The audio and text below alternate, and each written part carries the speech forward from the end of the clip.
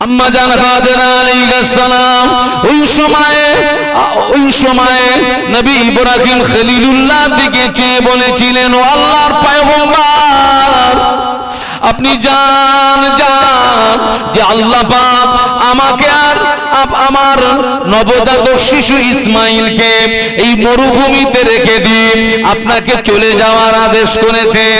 ও আল্লাহর পয়গম্বর, আমার শত বিশ্বাস ওই আল্লাহ আমাকে আর আমার বেটা ইসমাইলকে এই মরুভূমির জমিনে না খাইয়ে মারবে না।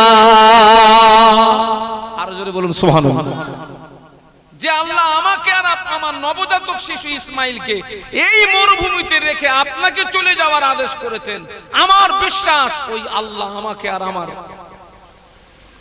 কলিজার টুকরা ইসমাইলকেই কঠিন মরুভূমিতে আল্লাহ পাক না খাইয়ে মেরে দেবেন না, নিশ্চয়ই আল্লাহ আমাদের খাওয়ার ব্যবস্থা করে দেবেন।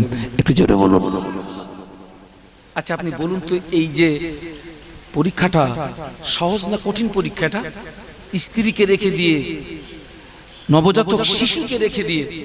আরে দেখেন না যে সমস্ত এই যে যারা হজ পাকে গেছে, এবারে যখন বাড়ির থেকে বেরিয়ে যায়, ছেলে মেয়ে স্ত্রী কাঁদে না কাঁদে না?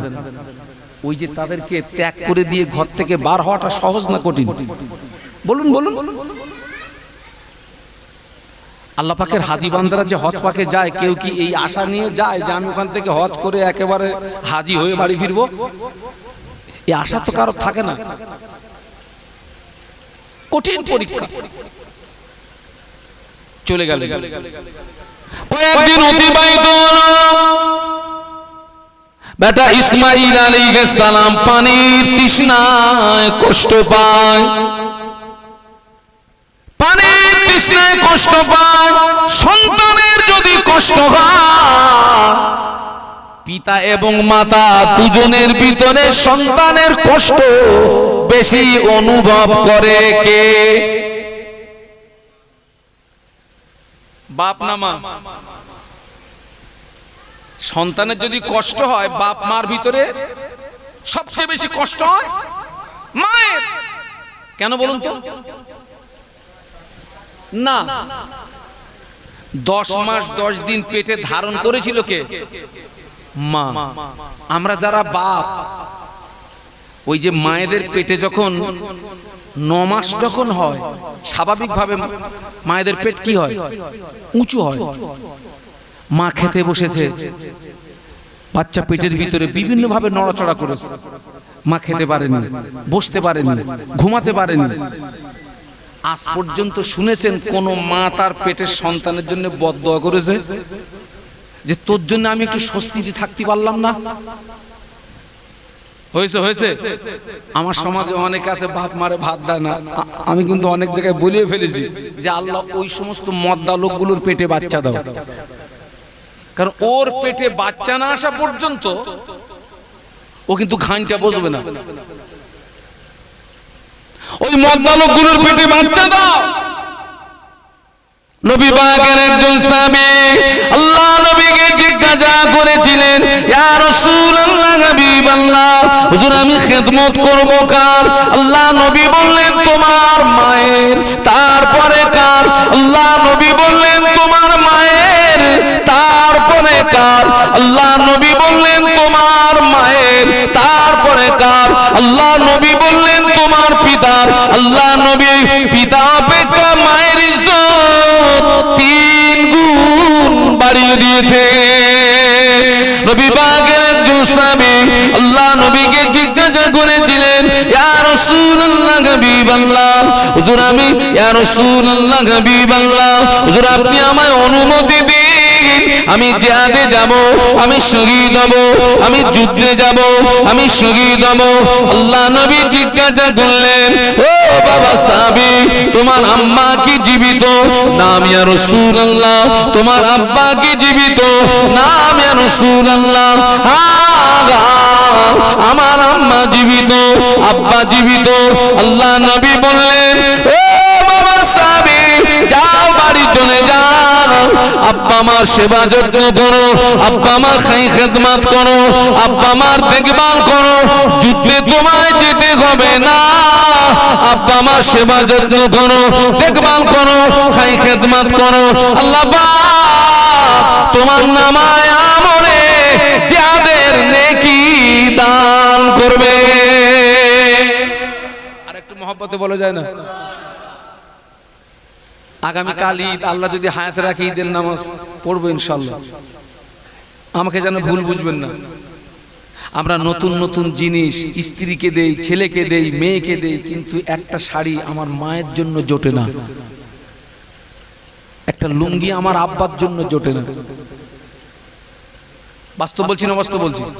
মাল তো গোপনে গোপনে ওই দিকে যায়।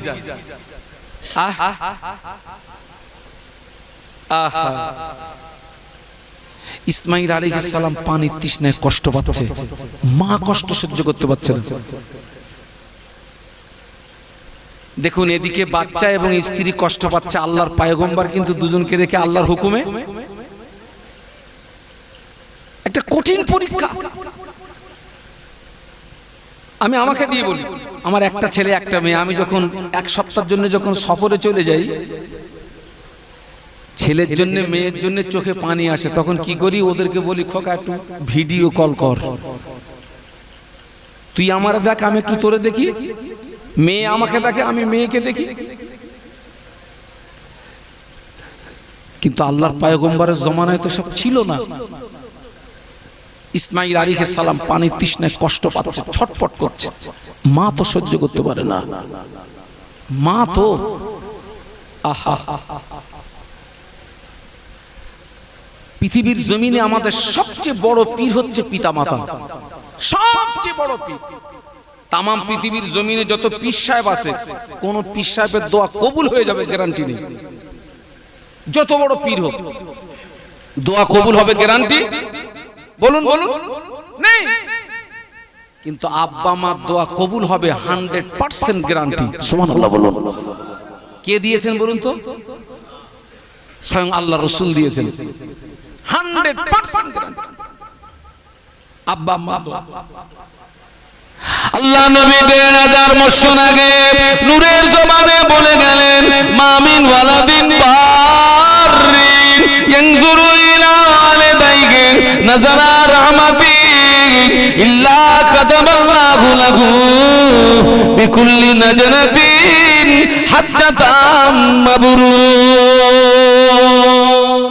একটু বলুন আল্লাহু আকবার। এই দেখেন, এই যারা এবারে হজ পাকে গেছে, খুব কম করে খরচ হলে 5 লাখ টাকা খরচ আছে না? 5 লাখ।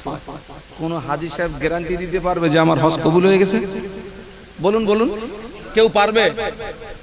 আল্লাহ রাসূল গ্যারান্টি দিচ্ছে। দেখুন, মামিন ওয়ালাদিন বারিন ইয়ানজুরু ইলা ওয়ালিদাইহি নাযারা রাহমাতিন ইল্লা কাতাবাল্লাহু লাহু বিকুল্লি নাজরাতিন হাজ্জাতাম মাবরুর। আল্লাহ নবী বললেন, কোন ছেলে কিংবা মেয়ে ওর আব্বা আম্মার চেহারার দিকে একবার মুহাব্বতের নজরে যদি তাকায়, কোন ছেলে কিংবা মেয়ে তার পিতামাতার চেহারার দিকে একবার কোন নজরে যদি তাকায়, বলুন, মুহাব্বতের নজরে, ভালোবাসার নজরে।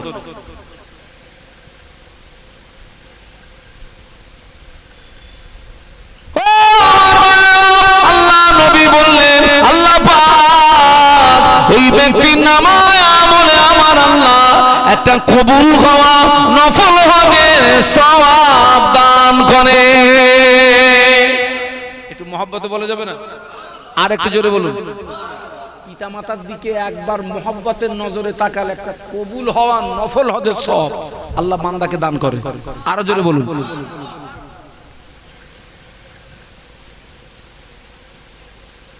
ওই যে বহু জায়গায় মাহফিলে, আমি তো কোনো পীর সাহেবও না, কোনো পীরের আওলাদও না, তবে অনেক জায়গায় দেখা যায় স্টেজে আমাদের হাতে টাকা দিয়ে মুসাফা করে দেয়, টাকা দেয়। আচ্ছা, ওই যারা আমার হাতে টাকা দিয়ে ওরা যে মুসাফা করছে, উদ্দেশ্য কি বলুন তো? দোয়া নেবে, কিন্তু ও যে আমার হাতে টাকা দিয়ে মুসাফা করছে আমার দোয়া কবুল হবে এখানে কিন্তু গ্যারান্টি নেই। আমার মনে মনে হয় তুই আমার হাতে টাকা ঘুষ দিছিস, এই টাকাটা তোর বাপের হাতে ঘুষ গে যা। কারাতে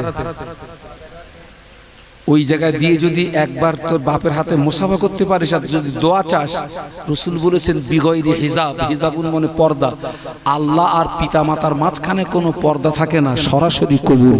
একটু জোরে বলুন। এই যে আমরা ঈদের নামাজ পড়তে যাব বাবা, আব্বাকে কদমবুচি করতে হয়, মাকে কদমবুচি করতে হয়, কিন্তু কদমবুচি করার সময় আমার মাথা যেন হ্যাট না হয়, মাথা উঁচু থাকবে। একমাত্র মাথা হ্যাট হবে বান্দা হিসাবে কার কাছে? আল্লাহর কাছে। এটা কিন্তু মনে রাখতে হবে। কদমবুচি জায়েজ, কিন্তু আবার কোন কোন ব্যক্তি এমন পর্যায়ে চলে যায় সেটা কিন্তু গুনার দরওয়াজায় পৌঁছে যায়। মাথা যেন নিচু না হয়, মাথা উঁচু থাকবে, আব্বা আমার কদমবুচি করতে হবে।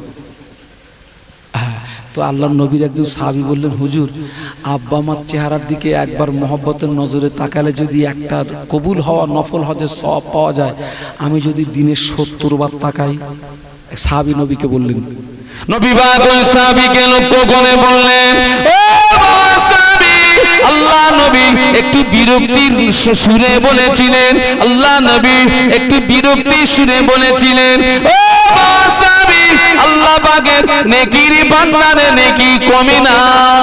তুমি যদি প্রতিদিন তোমার আব্বা আম্মার চেহারার দিকে 100 বার করে মহব্বতে নজরে তাকাও, আল্লাহ পাক তোমার নামায় আমলে আমার আল্লাহ পাক 100টা কবুল হওয়া নফল হজের সওয়াব দান করে।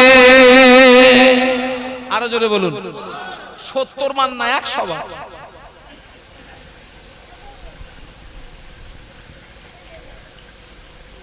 এখানে অনেক ছেলেরা আছে, সব কি বলে বিয়ে শাদী হয়ে গেছে, তোকা দুটো পায়ে ধরে বলে যাচ্ছি আমি, কাল বলো ঈদ, আল্লাহ হায়াতে রাখলে। অনেকে তো বোর কথা শুনে বাপ মারে দেখতে পারে না, তোর কবরে বলো বাস পড়বে, বলো তোরে থাকানোর মতন কেউ হবে না। খবরদার। স্ত্রী দেখে পেট নাকি কি? হ্যাঁ, স্ত্রী পেট দেখে, কি দেখে? পকট দেখে। আর মা কি দেখে? হ্যাঁ, খেয়েছিস বাবা, খাওয়া হয়েছে বাবা। হ্যাঁ, আজকে একটা কথা, এই যে ঈদ তো আমি এখান থেকে 2 দিন আগে আমার আব্বা আম্মার কবরটা জিয়ারত করে এসেছি। রোজার ঈদে যাই, বকরা ঈদে যাই, শবে বরাতের মাসে যাই, বেশ কিছু কিছু সময়। হ্যাঁ, কোন কথা বলতে এই পর্যন্ত এসেছি ওর যেন হারিয়ে ফেলবেন না। আল্লাহর পয়গম্বরকে আল্লাহ কি করছেন? পরীক্ষা করছেন। স্ত্রীকে আর নবজাতক শিশু ইসমাইলকে ওই মরুভূমিতে রেখে আল্লাহ আদেশ করেছেন, আল্লাহর পয়গম্বর মেনে নিয়েছেন। সুবহানাল্লাহ বলুন। আমি আলোচনায় আগিয়ে যাব, চলুন একটু মদিনা থেকে ঘুরে আসি। দরুদ শরীফ আল্লাহুম্মা, খুব মহব্বতের সঙ্গে জোরে জোরে সাল্লি আলা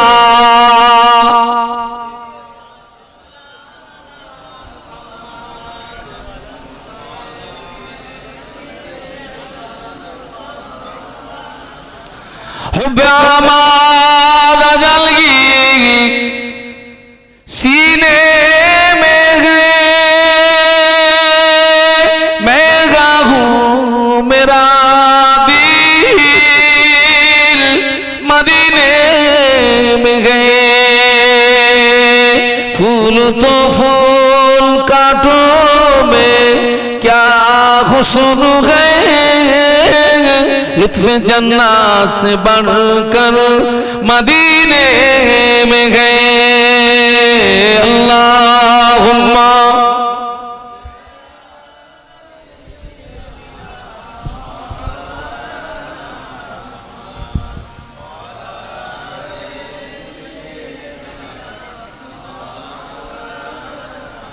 বলুন আল্লাহু আকবার। ইসমাইল কষ্ট পাচ্ছেন, মা সহ্য করতে পারছেন না। হ্যাঁ,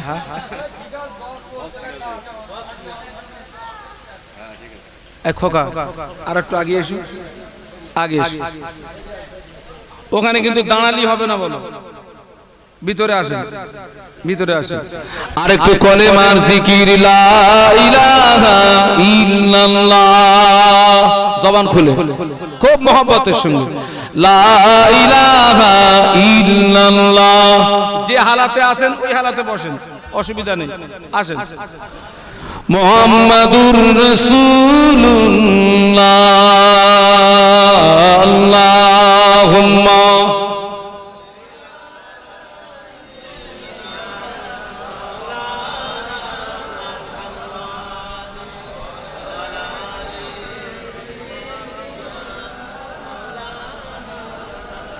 আম্মা জান হাজেরা আলাইহিস সালাম কলিজা টুকরা নয়নের পুতুলি বেটার কষ্ট সহ্য করতে পারে না। আম্মা জান সাফা পাহাড়ে উঠে গেলেন, সাফা পাহাড়ে উঠে মারওয়ার দিকে তাকিয়েছেন। আর স্বাভাবিকভাবে মরুভূমিতে একটু উঁচু জায়গায় উঠে যদি দূরে তাকানো হয়, ওদিকে যেন আপনার মনে চিকমিক করছে, তাই আমার দূরে গেলে কি পাওয়া যাবে? পানি। এই দৃশ্যটা কিন্তু পাকা রাস্তায়ও দেখা যায়, যায় না? যায় না? যখন খুব রৌদ্র তাপ বাড়ে দেখবেন রাস্তায় অনেকটা দূরে তাকালে মনে হয়। তো আম্মা হাজেরা আলাইহিস সালাম ওই সাফা একটি পাহাড়, মারওয়া একটি, কথা বলেন না, সাফাও একটি পাহাড়, মারওয়া একটি পাহাড়। এখন কিন্তু সে পাহাড় নেই, বলে নিদর্শন আছে, কেটে ফেলেছে। তো আম্মা জান সাফা পাহাড়ে উঠে মারওয়ার দিকে তাকিয়েছেন, দেখছেন ওই দিকে চিকমিক করছে। আম্মা জান হাজেরা ছুটেছেন। আপনি মনে করুন এটা হচ্ছে কাবা, আর ইসমাইল আলাইহিস সালাম কিন্তু আছেন এখানে। আর বেটার জন্য পানি আনার জন্য মনে করুন সাফা পাহাড়টা ওই ইসমাইলের বাড়ি যেখানে, ওই জায়গায়। আর ওখান থেকে আম্মা হাজেরা যাচ্ছেন মারওয়ার দিকে, তার মানে ছেলের থেকে মা অনেকটা দূরে না? আম্মা হাজেরা আলাইহিস সালাম যখন সাফার থেকে মারওয়ায় যাচ্ছেন, চিন্তা করছেন এই সুযোগে এই মরুভূমির কোনো জীব জানোয়ার আমার বেটা ইসমাইলকে ক্ষতি করবে না তো? তাই এই দুই পাহাড়ের মিডিলে আম্মা হাজেরা ঘাটটা ঘুরিয়ে একটু বেটা ইসমাইলের দিকে দেখছিলেন। আজও এই আমলটা আল্লাহর দরবারে এতটা পছন্দ হয়ে গেছে, আম্মা হাজেরার এই কাজটা আল্লাহর দরবারে এতটা পছন্দনীয় হয়ে গেছে, সেই কাজটা কিয়ামত পর্যন্ত আল্লাহ জারি রেখে দিয়েছেন। সুবহানাল্লাহ। আজও পর্যন্ত আল্লাহ পাকের হাজী বান্দারা যখন সাফা মারওয়া সাই করে, ঠিক মা হাজেরা যেখানে তাকিয়েছিলেন ওই জায়গায় সবুজ লাইট দিয়ে বর্ডার করা আছে, ওখানে একটু দ্রুত গতিতে হাঁটতে হয়। আর ঘাটটা ঘুরিয়ে আম্মা হাজেরা স্মৃতি রক্ষার্থে একটু কাবার দিকে দেখতে হয়। আম্মা জান হাজেরা আলাইহিস সালাম মারওয়া পাহাড়ে উঠে গেলেন, মারওয়া গিয়ে দেখে পানি পাওয়া যায় না। আম্মা জান হাজেরা আলাইহিস সালাম মারওয়া পাহাড়ে উঠে আবার সাফার দিকে তাকিয়েছেন, দেখে এই দিকে চিকমিক করে, আবার সাফার দিকে ছুটেছেন। সাফা থেকে মারওয়া, মারওয়া থেকে সাফা, সাফা থেকে মারওয়া, মারওয়া থেকে সাফা, 7 বার ছোটাছুটি করে পানি পাওয়া যায় না। বেটা ইসমাইলের দিকে ফিরে ফিরে ফিরে ফিরে চান, পানি পাওয়া যায় না। এমন তো অবস্থান আম্মা জান হাজেরা আলাইহিস সালামের বেটা ইসমাইলের দিকে নজর পড়ে গেল। আম্মা জান হাজেরা আলাইহিস সালাম বেটা ইসমাইলের দিকে চেয়ে দেখে, বেটা ইসমাইলের পায়ের নিচে থেকে পানির ফোয়ারা দেখতে পাওয়া যায়।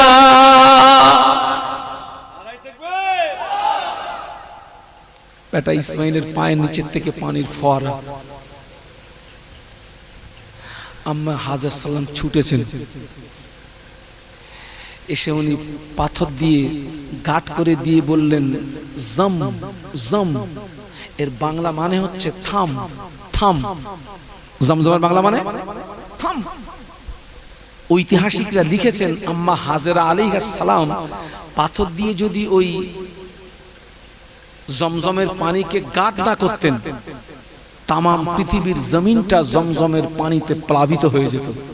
আপনি লক্ষ্য করুন, তামাম পৃথিবীর লক্ষ লক্ষ আল্লাহ পাকের হাজী বান্দা বান্দি জমজমের পানি পান করে আবার বাড়িতে আনে। মক্কা মদিনাবাসী জমজমের পানি পান করে, পশু পাখি জমজমের পানি পান করে। ও আমার মায়েরা, হাজার হাজার হাজার হাজার হাজার বছর অতিবাহিত হয়ে গেল।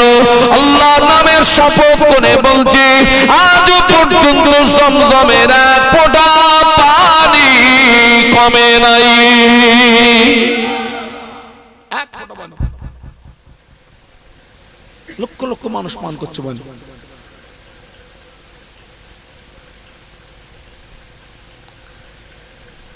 আল্লাহু আকবার। আল্লাহ পাক হযরত ইব্রাহিম খলিলুল্লাহকে পরীক্ষা নিলেন, স্ত্রীকে সন্তানকে মরুভূমিতে রেখে দিয়েছে। সেই পরীক্ষায় তিনি 100 নম্বরে পাশ হয়ে গেলেন। জোরে বলুন, আরো জোরে বলুন। সেই ছেলে বড় হলো, আল্লাহ পরীক্ষা। আল্লাহ বললেন, ইব্রাহিম পৃথিবীর জমিনে তোমার সবচেয়ে যেটা প্রিয় ওটাই আমার নামে উৎসর্গ করো। কথা বুঝতে পারছেন নাকি? সহজ না কঠিন? আল্লাহর পরীক্ষা। সেই পরীক্ষায় আল্লাহর পয়গম্বর 100-র ভিতরে 100 নম্বরে পাশ করলেন। সুবহানাল্লাহ। নবীদের স্বপ্ন তো সত্য। উনি ইসমাইলকে ডেকে বললেন, বাবা আমি গত রাত্রে স্বপ্ন দেখেছি, ইন্নী আরাফিল মানামি আন্নী আযবাহুকা ফানজুর মাযা তারা। বাবা আমি গত রাত্রে স্বপ্ন দেখেছি, বাবা আমি যেন তোকে আল্লাহর হস্তে আমি কুরবানি করছি। এই ব্যাপারে তোর মতামত কি বলতো ছেলে? তোর চিন্তা ভাবনা কি বলতো? আচ্ছা বলেন, যে ছেলেরে ছোটবেলায় মরুভূমিতে রেখে দিয়ে এসছে, আর সেই ছেলের সামনে যদি এরাম বলে, আমরা বলি কি বলবো? তুমি আমার কাছে ছোটবেলা দেখিলে? বলবো না? বলবো না? তুমি তো আমাদেরকে ছোটবেলা কোথায় রেখে এসেছিলে? ওই যে মরুভূমিতে রেখে এসেছিলে। আর এখন আমি বড় হয়েছি, এখন তুমি আল্লাহর রাস্তায় কুরবানি দেবে আমারে? ইসমাঈল আলাইহিস সালাম বললেন, ইয়া আবা তিফআল মা তুমার সাতাজিদুনি ইনশাআল্লাহু মিনাস সাবিরিন। একটু জোরে বলুন। আব্বাজান আপনি যেটা স্বপ্নে আদিষ্ট হয়েছেন আপনি পালন করুন, আমি ইসমাঈলকে আপনি ধৈর্যকারীদের ভিতরে পেয়ে যাবেন। একটু জোরে বলুন। আব্বা আদেশ করলেন, ছেলে রাজি হয়ে গেলেন। একটু জোরে বলা যাবে না? আরো জোরে বলুন। কঠিন পরীক্ষা, সন্তানের গলায় পিতা কি চালাবে? আরে স্বাভাবিক, আমরা এই যে গরু যখন জবাই করি, ওই গরুটা 1 মাস আমার বাড়ি ছিল, 1 বছর আমার বাড়ি ছিল, তার প্রতি একটা দয়া মায়া পয়দা হয় না? ওর গলায় ছুরি চালাতে গেলে কষ্ট হয় না? আর সন্তানের গলায় ছুরি, কঠিন পরীক্ষা। আমার বাড়িতে একটা বিড়াল আছে,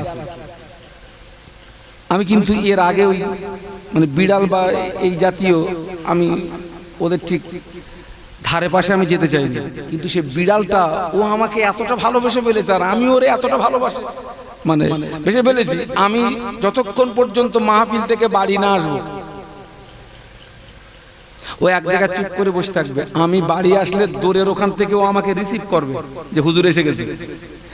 আমাকে দৌড়ের ওখান থেকে রিসিভ করে ও আমার ঢোকার আগে ও আগে ঘরের ভিতরে ঢুকে আমার বাড়ির লোকের বলবে, তুমি ওঠো, তোমার গার্জিয়ান এসে গেছে। তো আমি কি করি, আমার ভাগে যা মাছ পড়ে সেই মাছের থেকে একটা মাছ ওরে দেই প্রত্যেক দিন। আমার ভাগে যে গোশ পড়ে সেই গোশের থেকে একটা অংশ ওরে দেই। ওর প্রতি একটা মায়া। এবং এই যেটা মানে গরম পড়ছে, তো এই গরমে দেখছি যেদিন খুব গরম পড়ে ও সেদিন বাইরে থাকে না। আমার ঘরটা এসি আছে, ও দেখে আমার এই এসি ঘরে চুপ করে থাকে। তার মানে ও বলতে চাচ্ছে, হুজুর তুই যেন আমার এখান থেকে বের করে দিস না, আমারও গরম লাগতেছে। ঠিক আছে, তুই থাক, অসুবিধা নেই। এই যে একটা মায়া, একটা মহব্বত, আল্লাহর পয়গম্বর ছেলেকে আদেশ করলেন, স্বপ্নের কথা বললেন, ছেলে এক কথায় মেনে নিলেন। পিতাও যেমন সন্তানও। একটু সুবহানাল্লাহ বলবেন না? আরো জোরে বলবেন। এই যে হস্ত মূলত হয় 5 দিন, মিনা, মুজদালিফা আর আরাফা। হ্যাঁ, বেটা ইসমাইল আলাইহিস সালামকে নিয়ে যাচ্ছেন মিনার ময়দানে, কুরবানি করতে নিয়ে যাচ্ছেন। ও আল্লাহর পয়গম্বর ইব্রাহিম খলিলুল্লাহ মিনার ময়দানে গিয়ে বেটা ইসমাইলকে কুরবানি করবেন, আল্লাহর রাস্তায় উৎসর্গ করবেন। ইসমাইল আলাইহিস সালাম বলেছিলেন, আব্বা জান আপনি আমাকে জবাই করবেন, তবে কয়েকটা কথা বলি। আব্বা জান আমাকে জবাই করার আগে আপনার চোখটা আপনি কাপড় দিয়ে বেঁধে নেবেন। আব্বা জান আমাকে কুরবানি করার আগে আমার হাত পা দুটো বেঁধে নেবেন। ও আমার আব্বা জান, আর আমার কুরবানি করার পরে আমার রক্ত মাখা জামা, আমার খুন মাখা জামাটা আমার আম্মার কাছে পৌঁছে দেবেন, কেননা আমার আম্মা জান আমাকে বড় ভালোবাসে। আমি ইসমাইলকে আর পাবে না। আমার কথা যখন মনে পড়বে, আমার রক্ত মাখা জামাটা দেখে মা সান্ত্বনা পাবে। আব্বা জান আমার রক্ত মাখা জামাটা আমার আম্মার কাছে পৌঁছে দেবে। চোখটাকে বেঁধে নেবেন। আমার হাত পা গুলো কি করবেন? পা দুটো বেঁধে নেবেন। কেন? আপনি যখন কুরবানি করবেন হয়তো আমার এই পাটা আপনার গায়ে, কিন্তু পরেই আবার কথাটাকে উইড্রো করলেন, ইসমাইল সাল্লাম ফিরিয়ে নিলেন কথাটা। আব্বা আমি বলেছিলাম, কিন্তু এখন বলছি আমার পা দুটো বাঁধবেন না, কারণ আপনি যদি আমার পা দুটো বাঁধেন কিয়ামতের ময়দানে আল্লাহ পাক বলতে পারে যে ইসমাইল আমার রাস্তায় কুরবানি হওয়াতে রাজি ছিল না, তাই ওর হাত পা বেঁধে জোর করি। না আব্বা আমার হাত পা কিছুই বাঁধতে হবে না, আমি ধৈর্য ধরবো। একটু জোরে বলুন। স্বাভাবিকভাবে বাপ যদি সন্তানের গলায় ছুরি চালায়, আর বাপের দৃষ্টি আর সন্তানের দৃষ্টি যদি দুটো এক হয়, ছুরি চলবে? চলবে? আল্লাহর পয়গম্বর চোখটা বেঁধে নিলেন, সন্তানের চেহারা যেন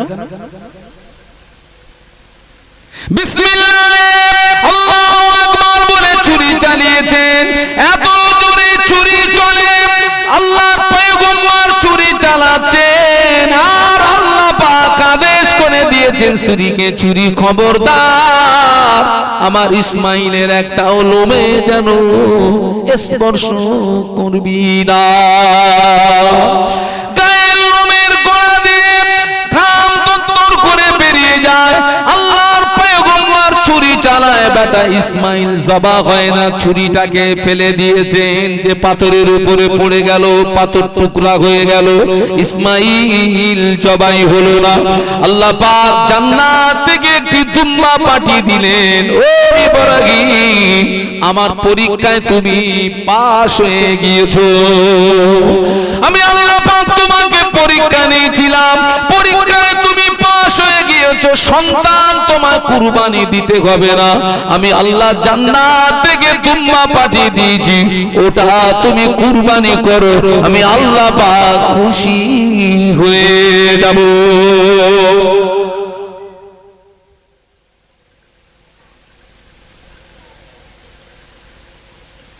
আল্লাহর পয়গম্বর ইব্রাহিম খলিলুল্লাহ আল্লাহর মহব্বতে, আল্লাহর ভালোবাসায়, আল্লাহর প্রেমে বিবি ছেলে মেয়েকে রেখে আসলেন, আগুনের ভিতরে চলে গেলেন, সন্তানের গলায় ছুরি চালিয়ে দিলেন।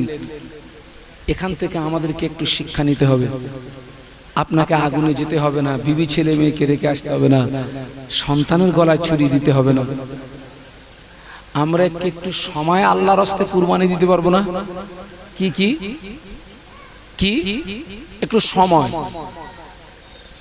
সময় ঈদের নামাজ কি নামাজ? ফরজ না সুন্নত না নফল? ওয়াজিব। দুই ঈদের নামাজ ওয়াজিব, আর 5 ওয়াক্ত নামাজ কি ফরজ। একটুখানি সময় আল্লাহর রাস্তায় কুরবানি দেন। যারা এখনো পর্যন্ত নামাজ থেকে দূরে আছেন, আল্লাহর পয়গম্বর সন্তান কুরবানি দিয়েছেন, আপনি আল্লাহর রাস্তায় একটু সময় কুরবানি দেন, একটু সময় কুরবানি দেন,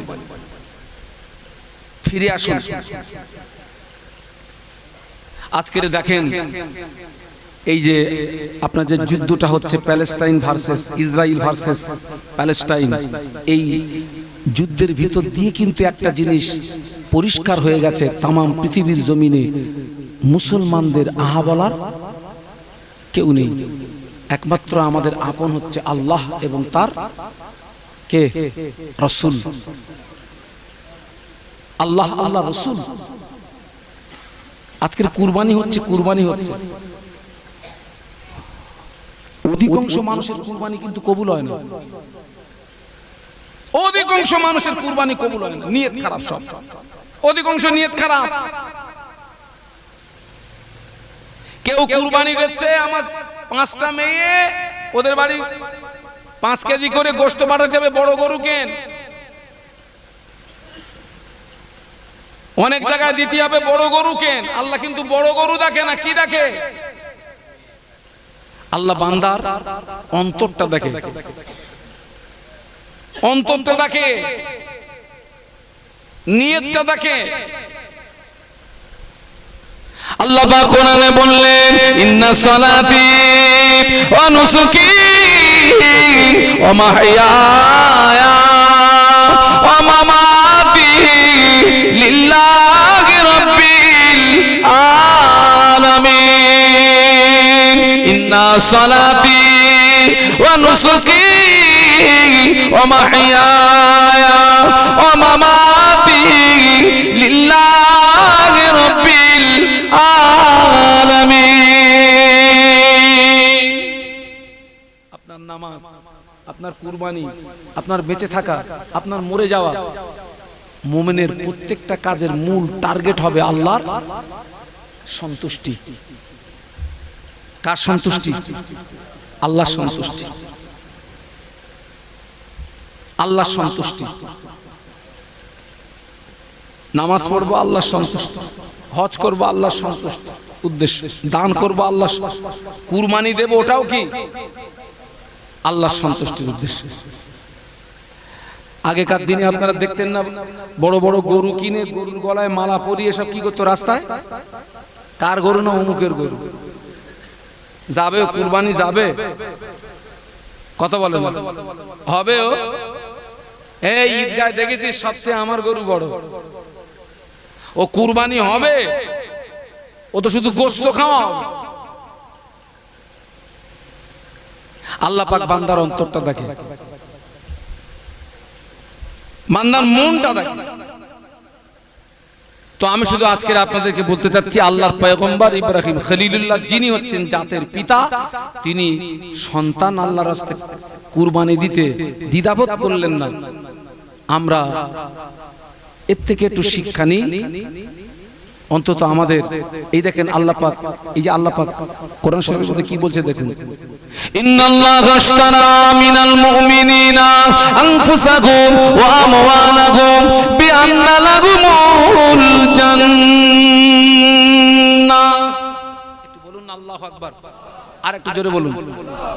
আল্লাহ বলছেন ইন্নাল্লাহা আশতারা, নিশ্চয় আল্লাহ পাক কিনে নিয়েছেন, মিনাল মুমিনিনা, মুমিনদের কাছ থেকে, আনফুসাহুম, তাদের জীবনকে, ও আমওয়ালাহুম, তাদের মাল সম্পদকে, মুমিনদের জান মাল সব কিনে নিয়েছেন। কে কিনে নিয়েছেন? কিসের বিনিময়ে?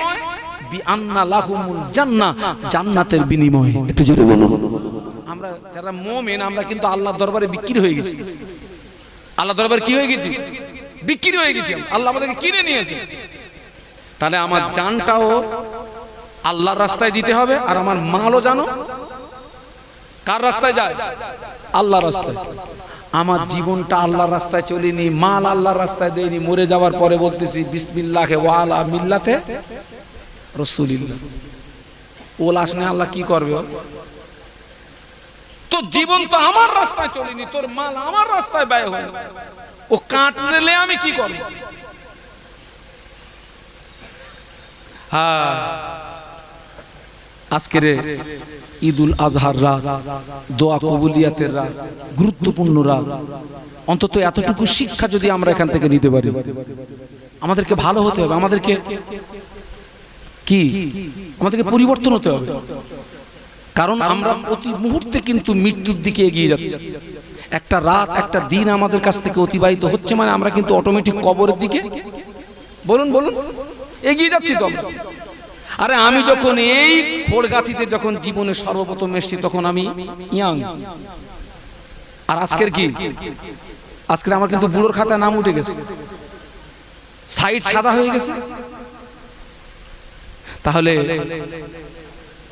জওয়ান যুবক, তোমরাও কিন্তু সারা জীবন যুবক থাকবে না, তোমরাও একদিন বার্ধক্যে চলে আসবে।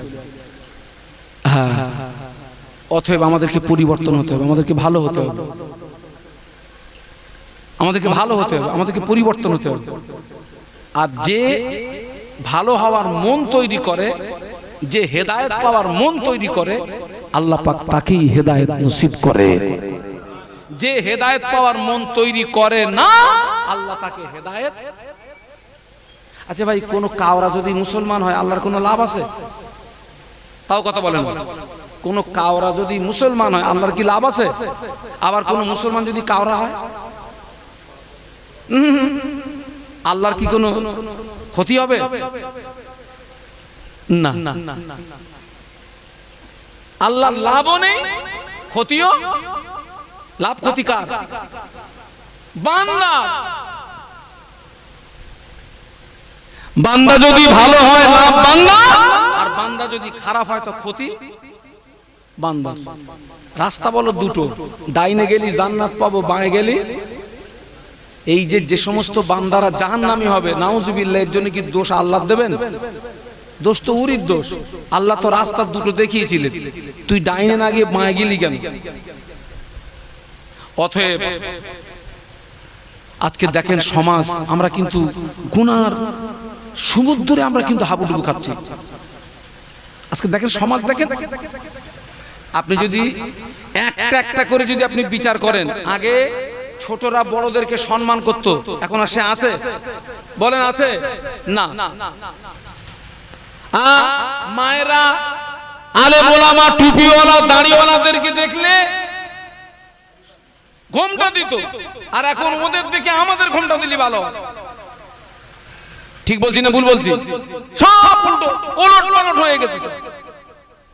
আগে সুদের কথা শুনলে মানুষ আটকে উঠত, আর এখন হুজুর খেজুর কম বেশি সব সুদের সঙ্গে আমরা কি হয়ে গেছি? সব জড়িয়ে গেছি, সব জড়িয়ে গেছি। একটা কঠিন সময়। আল্লাহ নবী ১৫০০ বছর আগে নূরের জমানে বলেছিলেন, ইসবির রাজুলু মুমিনান ওয়া ইমসি কাফিরান ওয়া ইমসি মুমিনান ওয়া ইসবিউ কাফিরান। আল্লাহ নবী বললেন, আখির জামানা আমার একদল উম্মতি সকালবেলা ঈমান আনবে, সন্ধ্যাবেলা কাফের হয়ে যাবে, সন্ধ্যাবেলা ঈমান আনবে, সকালবেলা কাফের হয়ে যাবে। আল্লাহ নবী বললেন, ইসবির রাজুলু মুমিনান ওয়া ইমসি কাফিরান ওয়া ইমসি মুমিনান ওয়া ইসবিউ কাফিরান। আল্লাহ নবী বললেন, আখিরি জামানা হাতের তালুতে আগুন রাখা যত না কষ্ট হবে, আমি আল্লাহ নবী বলছি তার চেয়ে আরো বেশি কষ্ট হবে বাবা ঈমান নিয়ে বেঁচে থাকা।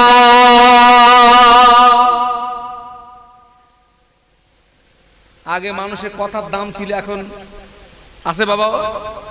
অধিকাংশ মানুষের কথার দাম আছে। আরে কথা বলেন না কেন আপনারা? এখন টাকা ধার দিতেই তো ভয় লাগে। আমার টাকা দিয়ে আমার চোর শাস্তি হয়। ঠিক বলছি না ভুল বলছি? ও ভাই, সে টাকা দিলাম দে, এমনি বললি দেবে না, হয় হয় বলতে হবে আমি এইরকম একটা মুসিবতে পড়েছি, আমার টাকাটা দিতে, মানে আমাকে টাকা দিয়েও মিথ্যা কথা বলতে হবে। ঠিক না ভুল? ওই জন্য এখন বড় টাকা ধার চাইলে আর দেয় না। টাকা ধার দিলে তো মুসিবত, সব শেষ, একদম পুরো আমরা সব কাঠ হয়ে গেছি বলে। পুরো কাঠ, মানে ছিবড়েটা আছে, রস শ্বাস আউট। সেই জন্য রাসূল বলেছিলেন আখির জামানায় হাতের তালুতে আগুন রাখা যত না কষ্ট হবে, তার চেয়ে বেশি কষ্ট হবে ঈমান নিয়ে বাঁচা। ও যুবকেরা, ও ছেলেরা, বাচ্চারা, ও আমার মায়েরা, বোনেরা, ঈমান যদি ঠিক থাকে তোমার নামাজের দাম আছে, রোজার দাম আছে, হজের দাম আছে, কুরবানির দাম আছে, দান খয়রাতের দাম আছে। ঈমান যদি ঠিক না থাকে বেটা, তোর আমলের মূল্য নাই। কোন দাম?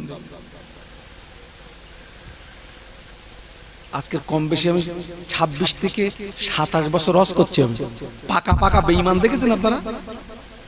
কত বলেন? পাকা পাকা বেঈমান, পাকা পাকা বেঈমান।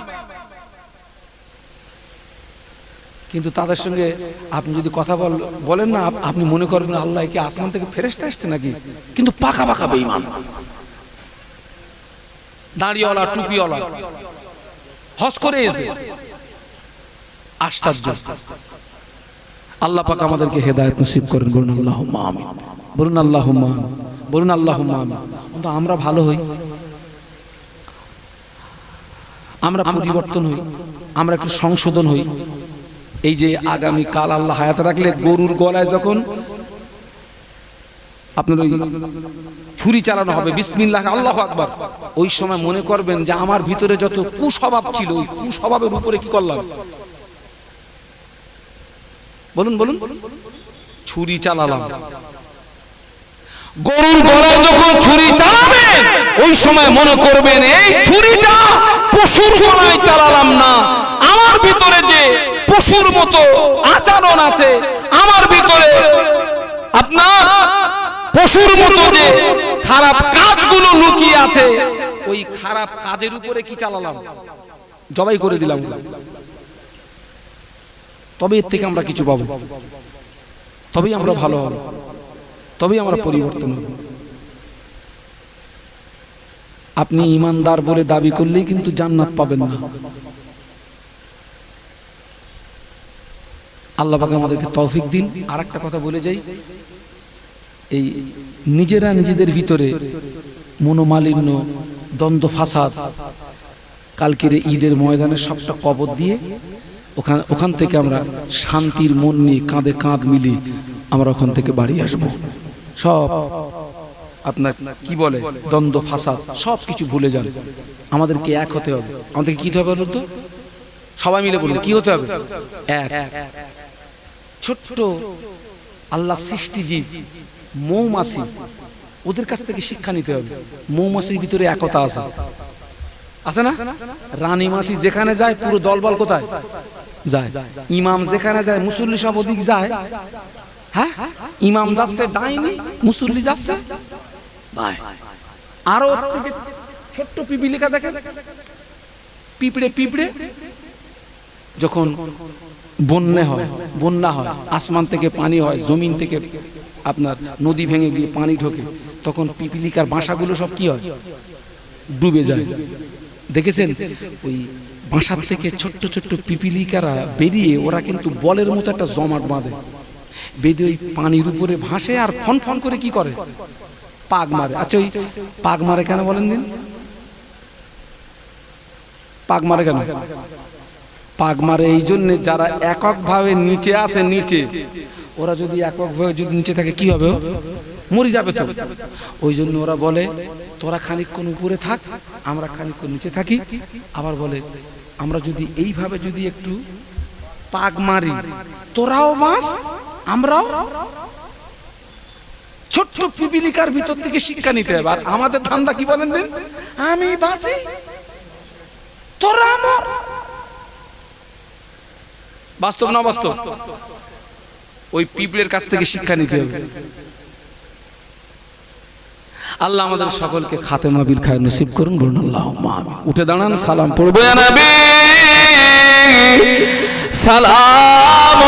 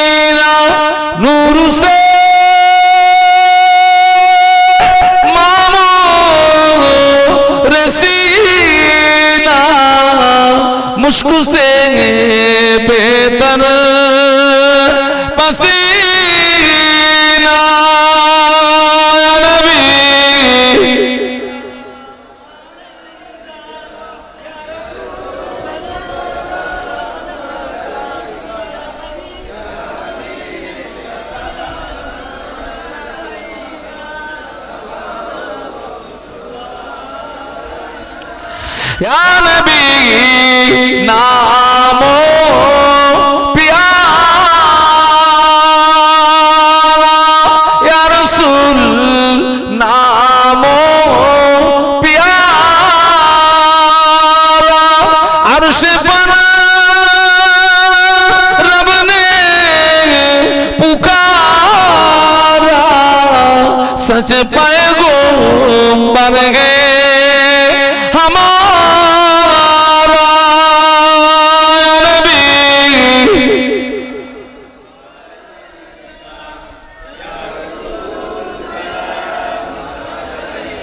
या हबीब सलाम,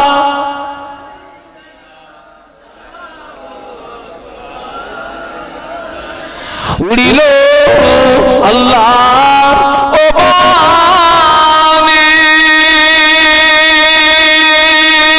पालो दुख रजनी, हইল জগৎ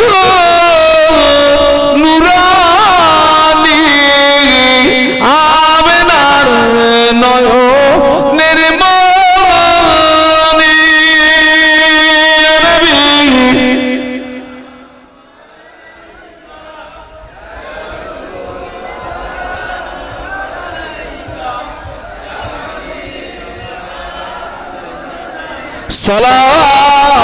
सलातुल्लाह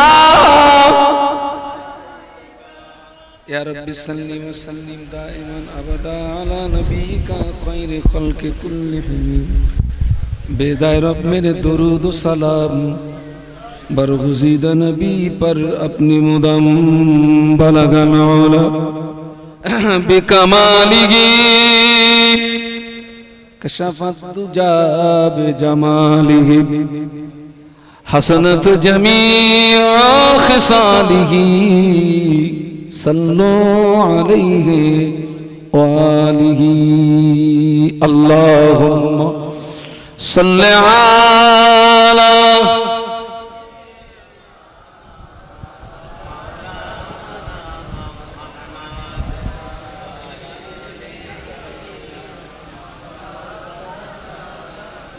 अल्लाहुम्मा आमीन।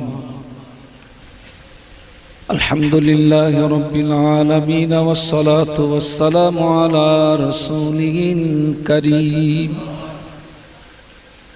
सय्यिदिना मुहम्मदिन व अला आलिहि व अस्हाबिहि अजमाइन। জীবনের শুরু থেকে অদ্যবধি রাতের আঁধারে দিনের আলোকে প্রকাশ্য গোপনে আসমান সমূহ গোনা করেছি।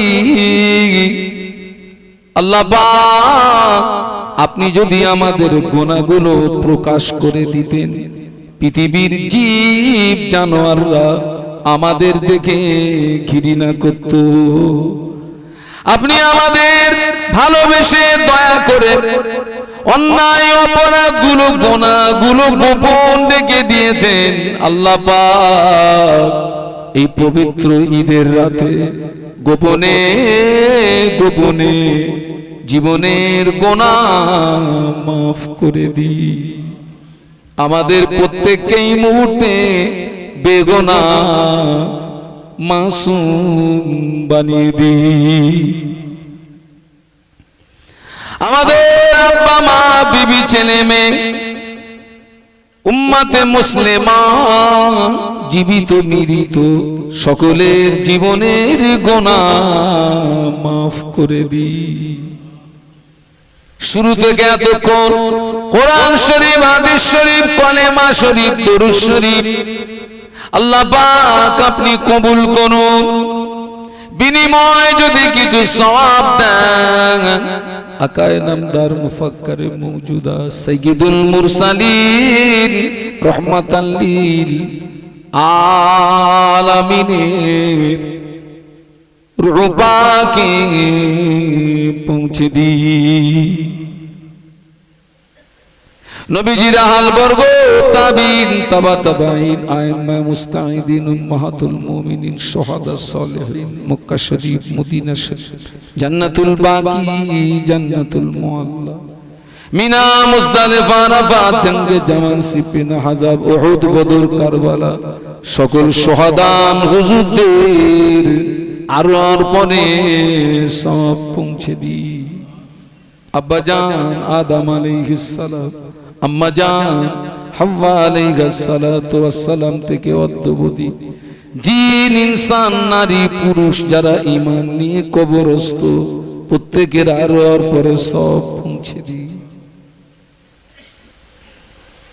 মাযহাবের ইমাম, তরিকাতের সমস্ত পীরগণ, আমাদের পীর ও মুর্শিদ মুজাদ্দিদুজ্জামান দাদা হুজুর পীর কিবলা রহমাতুল্লাহ আলাইহি, হুজুরের 5 কলিজার টুকরা আওলাদে মুজাদ্দিদে জামান 400 বিধান বড় হাবের শাহ হুজুর বেলপাড়ার জমিনে জানারা শুয়ে আছেন, প্রত্যেকের আরওয়ার পরে সব পৌঁছে দি। মুজাদ্দিদুজ্জামানের ভক্ত মুরিদ, মুতাকিদিন, মুহিব্বিন, খলাফা, প্রধানতম খলিফা বসিরহাটের বড় মাওলানা হুজুরের দরবারে পৌঁছে দি। হুজুর আল্লামা রুহানি দোয়া, মুজাদ্দিদুজ্জামানের রুহানি দোয়া, 5 হুজুরের রুহানি দোয়া, সুফি ফতেহ আলী সুফি আব্দুল মোমেন রাহিমাহুল্লাহ হুজুরদের রুহানি দোয়া, তরিকতের ইমামগণের রুহানি দোয়া, তরিকতের পীরগণের রুহানি দোয়া, মাযহাবের ইমামগণের রুহানি দোয়া আমাদের নসিবে কবুল করুন। ইন্নিসা রহমত কালিয়ানি সুফি সাহেব, শালিশা রমজান দরগাপুর, গোরা চাতুর পীর আব্দুল আজিজ মাজেরাইট পীর সাহেব, সকল হুজুরদের আরওয়ার পরে এই গ্রামে যত কবরবাসী, আশেপাশে যত কবরবাসী, আমরা যারা তুলেছি, আমাদের দাদা দাদি, নানা নানি, চাচা চাচি, খানা খানু, পিতৃকুলে, মাতৃকুলে, শ্বশুর কুলে, শাশুড়ি কুলে, পাড়া প্রতিবেশী, বন্ধু বান্ধবদের ভিতর থেকে যারা জনমের মতো ঈমান নিয়ে কবরে, সওয়াবগুলো তাদের আরওয়ায় পৌঁছে দি। আল্লাহ পাক এই মুহূর্তে মনে পড়ে গিয়েছে আমাদের আব্বা আম্মার কথা। এ মাহফিলে আমাদের যাদের আব্বা নাই, মা নাই, আজকের ঈদের রাতে এই সওয়াবগুলো আমাদের আব্বা আম্মার আরওয়ায় পৌঁছে দি। আল্লাহ এই মাহফিল জানা দিয়েছেন আমার রফিকুল ভাই, অন্য ভাইরা ওদের বাপ মা, ওদের দাদু দাদি, ওদের নানু নানি যারা জনমের মতো বিদায় নিয়ে কবরে, আল্লাহ পাক মুর্দাদের কবরগুলো জান্নাতের গোলাপ ফুলের বাগান করে দি। যাদের আব্বা আম্মা জীবিত হায়াতে বরকত নসিব করুন আল্লাহ। আজকের মাহফিল কবুল করুন, ওয়াজ নসিহত কবুল করুন, শোনা বলার চেয়ে উভয়কে বেশি আমল করার তৌফিক দিন আল্লাহ পাক। ঈদের রাতের খায়ের বরকত, জিলহজ মাসের খায়ের বরকত আল্লাহ আপনি আমাদের নসিবে কবুল করুন। আগামীকাল ঈদের নামাজকে আপনি কবুল করুন আল্লাহ। আমরা কুরবানি করব, আমাদের কুরবানিগুলো আপনি কবুল করুন। আমরা কিছুই চাই না, শুধু চাই আপনার সন্তুষ্টি।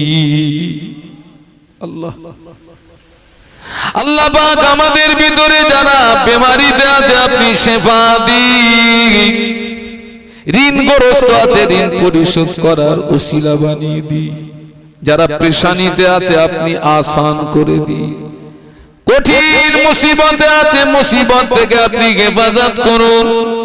আসমানের বালা আসমানে তুলে নিন, জমিনের বালা জমিনে দাফন করে দিয়ে আপনার আসমান থেকে আমাদের উপরে খাস রহমত নাজিল করুন। আমাদের প্রত্যেকের হালাল রুজিতে কামাইতে বরকত দিন।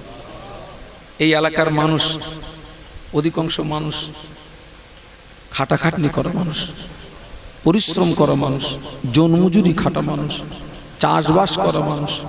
প্রত্যেকের দানায় দানায় বরকত দিন, প্রত্যেকের দানায় দানায় বরকত দিন।